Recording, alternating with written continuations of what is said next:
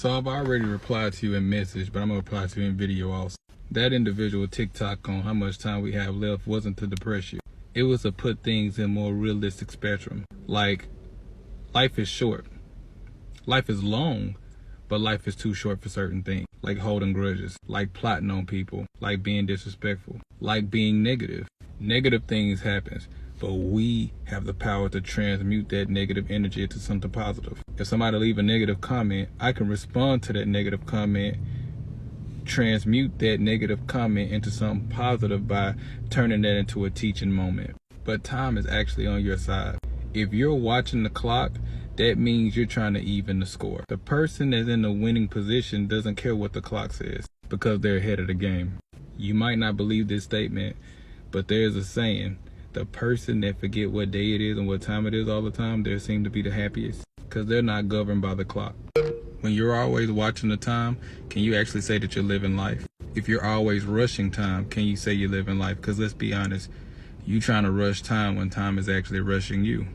So knowing this, if you work at a job that you don't like, you should probably leave it. If you're in a relationship that's not serving you, it's time to part ways. If that friend is holding you back from your dreams, it's time for you to cut that friend off. It's time to take away anything in your life that's not serving you. It's actually time to take chances also. If you want to be a comedian, time to take a chance of getting booed on stage. If you want to be an entertainer, why do we have a plan B when you only have one life? That's the problem with a lot of people that's come to following their dream. They always trying to look for something to fall back on. That's actually where you mess up.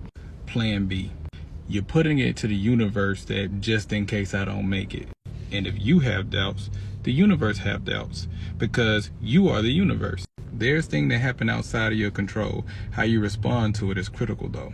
So you as an individual, you could have taken the message I said and applied it to your life in a positive way, which means I'm going to work for myself. I don't want to have a 9 to 5. I don't want to continue doing things that don't serve me.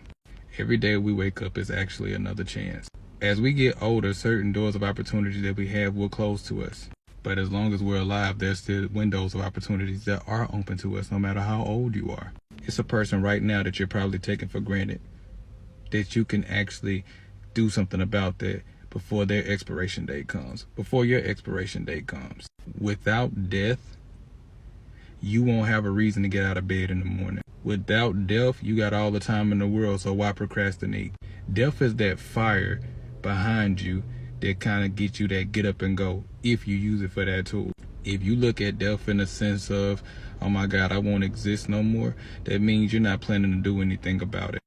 There's a movie called Collateral Beauty. You should actually watch it. Go within so you don't go without.